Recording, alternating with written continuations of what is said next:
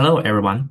We are Group 8. Today, we'll be presenting our project on the German credit dataset, which includes 903 observations and 31 variables. Our goal was to predict two things, which the first one is Y1, the amount of credit extended, and Y2, which means whether a person's credit rating is good or bad, through three machine learning methods: card model, random forest model, and a neural networks model. Um, by the way, thanks for the instruction of the professor. Let's get started. Here, we use a card model to predict Y1, a regression outcome. To avoid overfitting, we set the tree depth to 3 and require at least 30 observations per leaf. We also use a complexity parameter to limit unnecessary splits. From the variable importance chart, duration stands out. It's likely tied to financial risk. Job and the install rate also matter, likely reflecting income and debt burden.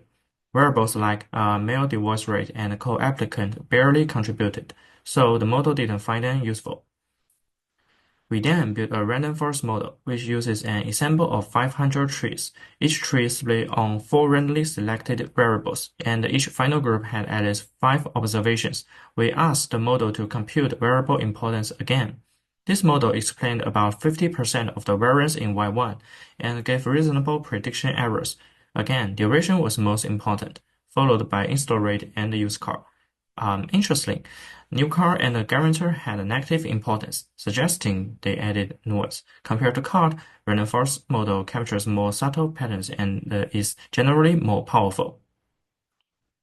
Now, I will continue with our model, the neural network for the Y1. This model was built with one hidden layer and three neurons, and we use the R-probe, which helps the model learn efficiently and avoid overfitting. And the loss function SSE, we trained it twice to choose a better results.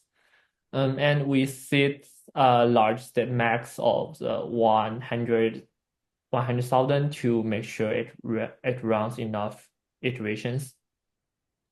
And the results, the top variable is a male, more or white, followed by the number credits, saving account, and education. They are mostly related to the marital status, the credit history, and the saving behavior. Also, the rent and own rates ranked high, showing the housing situation matters too.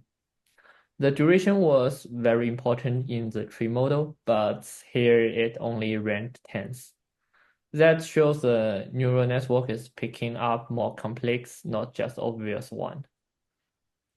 Now let's compare the three model we built for the Y1 use RMSE. First, the RF performed the best. You can see the RMSE is around the 2169, which is much lower than the chess model. It shows the RF model as better at finding patterns and making predictions. For the neural network, its RMSE is extremely high, over the 4,500. That's a sign the model didn't learn the pattern well.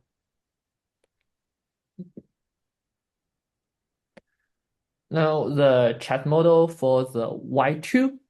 This is a classification tree that we built it with a max depth of 3 and at least 10 of observation in each leaf. In this model, the most important variable is checking accounts. It reflects a person's basic financial behavior. And the next important variable are history, saving accounts, and duration. These all point to someone's credit habit and financial stability. The retraining and employment also show up as important, showing that the job and education status still matter.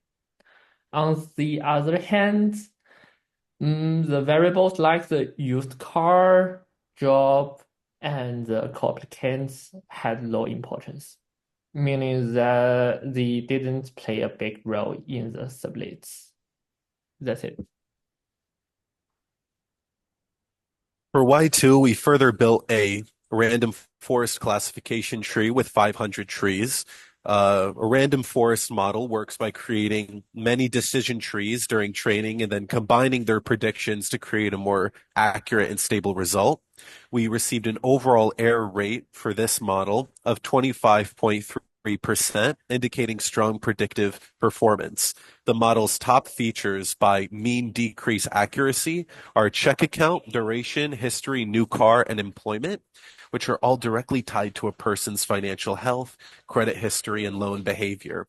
Overall, the random forest tree confirms that financial status, loan structure, and credit history are the strongest overall indicators of credit worthiness, which the binary variable Y2 models, more so than demographic or personal traits like gender or education, which are ranked much lower.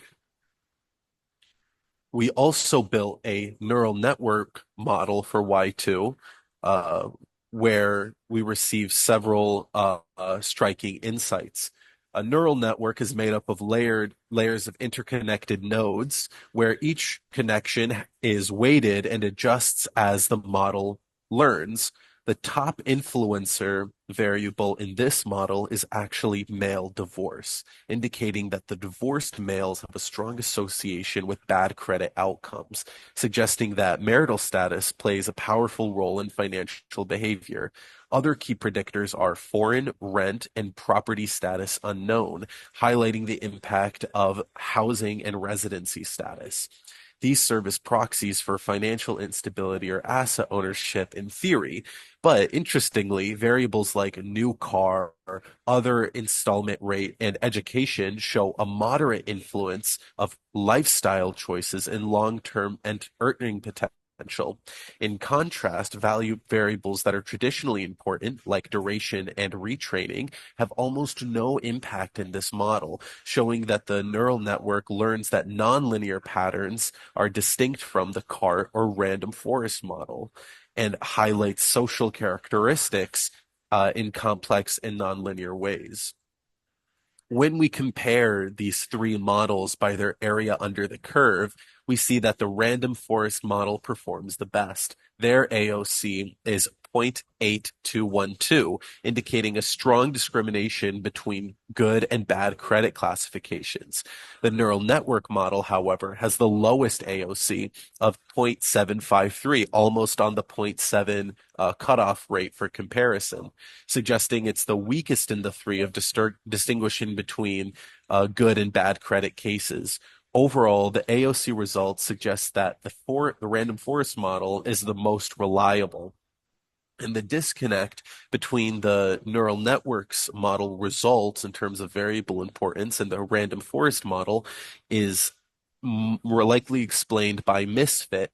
As we saw with the random forest model, there are several variables with marginal importance values. High endogeneity in the model will likely cause the neural network to overfit spurious connections. For the random forest model, the confusion matrix we see here shows that the model correctly classifies 363 out of the 484 observations as bad or good credit cases.